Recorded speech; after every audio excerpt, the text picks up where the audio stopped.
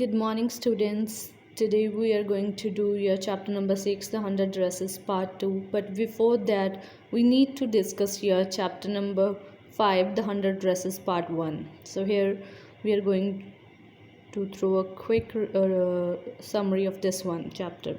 The story is about quite a shy girl named Vanda Batnaski who had come to America with her family. She attended school with American children who found her name to be really strange and weird. This is because they all had easier names. She was poor and she was always seen wearing a faded blue dress.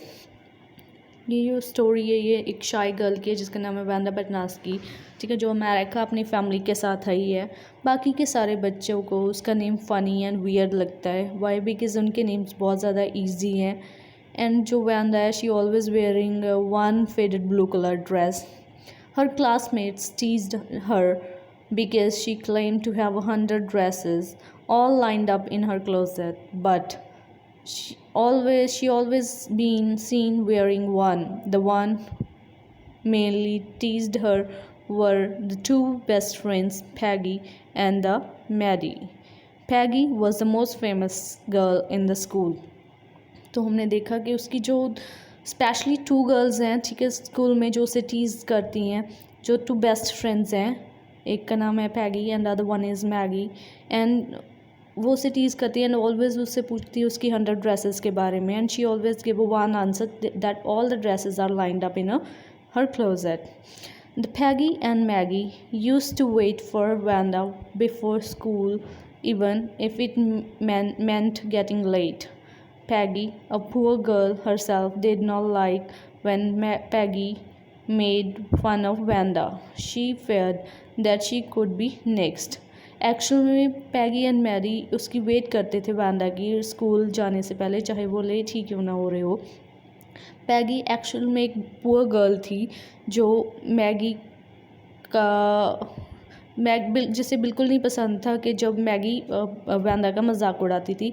उसे इस चीज़ का भी डर था कि अगर उसने पैगी को रोका वैंदा का मजाक उड़ाने से then she could be the next one.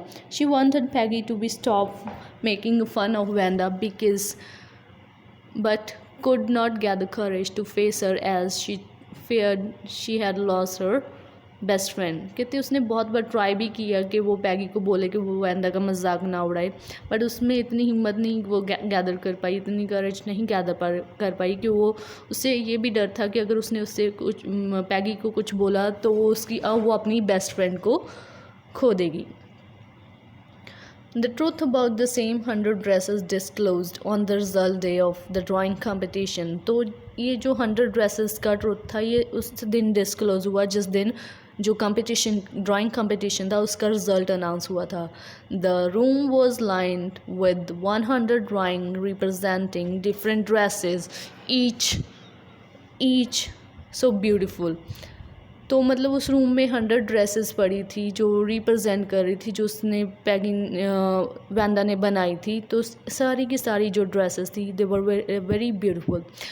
Each that day she truly had 100 dresses all lined up but in the classroom. उस दिन उसके पास 100 ड्रेसेस थी बट वो सारी की सारी लाइंड अप थी जो उसके क्लासरूम में थी. At that moment Peggy and Maddy who were shocked and realized the theory of 100 dresses and felt guilty about treating her badly. तो उस दिन मैगी एंड पैगी को अपना गलती का एहसास हुआ. वो गिल्टी फील कर रहे थे कि उन्होंने वैंदा के साथ कैसा बिहेवियर किया. Peggy and Maggie wanted to meet her but she was absent from many days. Maggi and paddy चाहते थे कि वो वैंदा से मिले बट वो ऑलरेडी बहुत सारे दिनों से एब्सेंट थी. तो यहाँ से जो आपका चैप्टर नंबर 6 है वो कंटिन्यू होता है. In the continuation of the previous lesson the 100 dresses part 2 reveals why Wanda Petronski had not been coming to school. तो हमें पता चलता है कि जो वैंदा थी वो स्कूल एक्चुअल में क्यों नहीं आ रही थी.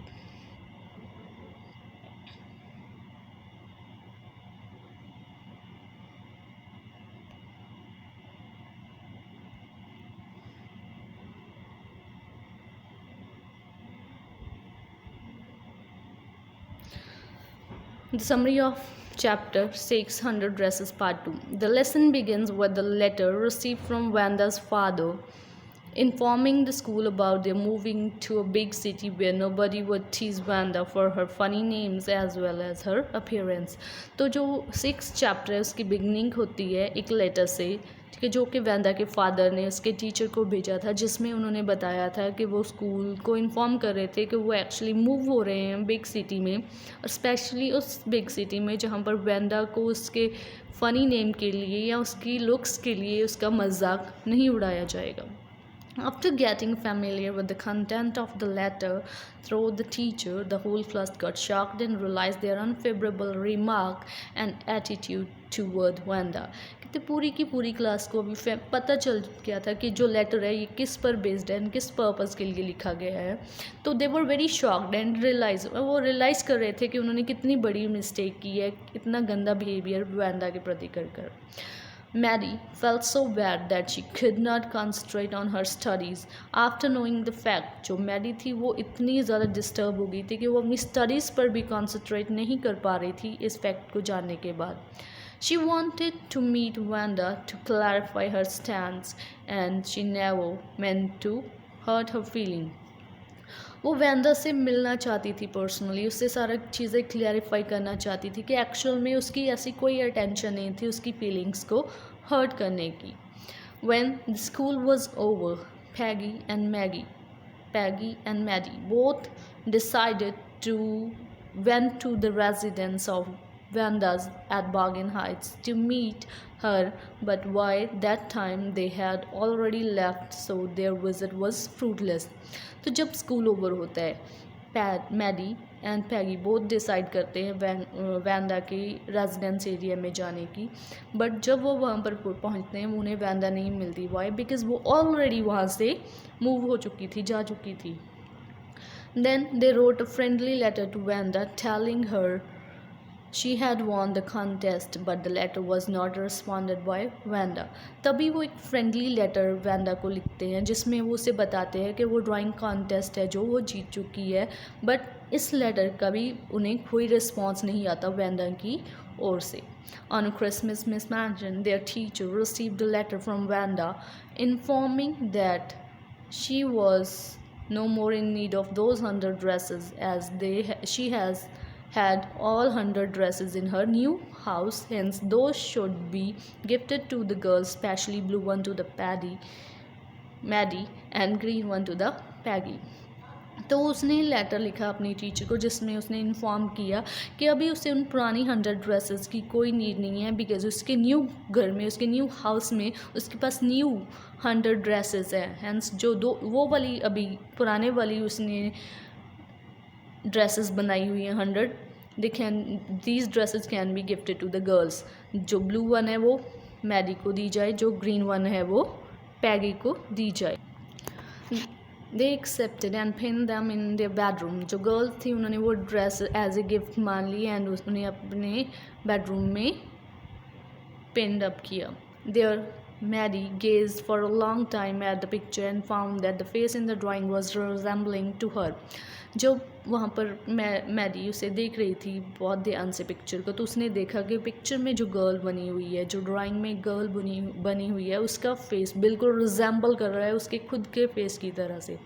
Then she ran to Peggy's house to see her drawing also. तभी वो पैगी के घर पर जाती है दौड़कर देखने के लिए उसकी ड्राइंग को. Peggy was also happy to find the same in drawing. Peggy भी बहुत खुश होती है ड्राइंग में अपना फेस देखकर. Peggy console herself saying that Wanda really liked them. तो पैगी अपने आप को कंसोल करती है कि यस एक्चुअल में जो वैंदा थी वो रियली हमें बहुत पसंद करती थी. Maddie agreed and blinked away the tear which came every time she thought of Wanda. तो मैगी भी एग्री करती है एंड वो अपना टीयर क्लीन साफ़ करती है जो हमेशा जब भी वो वैंदा के बारे में सोचती है उसकी आँखों में आता है. So Raja, in this one chapter we got the conclusion. The conclusion of the 100 dresses. This story is giving a message about the racial discrimination society. It is one of the ill of our society which has an adverse impact on the people. तो ये जो story है ये हमें message दे रही है racial discrimination जो society में चल रहा है, चाहे वो किसी के अपीयरेंस को लेकर हो, चाहे वो किसी के नेम को लेकर हो, चाहे वो स्टेटस को लेकर हो, तो ये एक बीमारी के बराबर है हमारी सोसाइटी में. इट इज़ एन इल, ठीक है, of our society, and this is having a great adverse, बहुत बुरा प्रभाव पड़ रहा है इसका लोगों पर. This story is about the matter. इस स्टोरी मैटर करती है that doesn't mistreat anyone for being different, कि हमें किसी को भी मिसट्रीट नहीं करना चाहिए जो हमसे डिफरेंट होने के लिए. This story is teaching everyone that we should never make fun of the unique differences of our fellow human beings and try to accept them as they are. and हमें कभी भी किसी की unique qualities या unique differences का मजाक नहीं उड़ाना चाहिए किसी भी ह्यूमन बीइंग का. इवन हमें उन्हें एज इट इज़ मानना चाहिए, उनकी प्रेज़ करनी चाहिए. Thank you. Revise your chapter. Revise.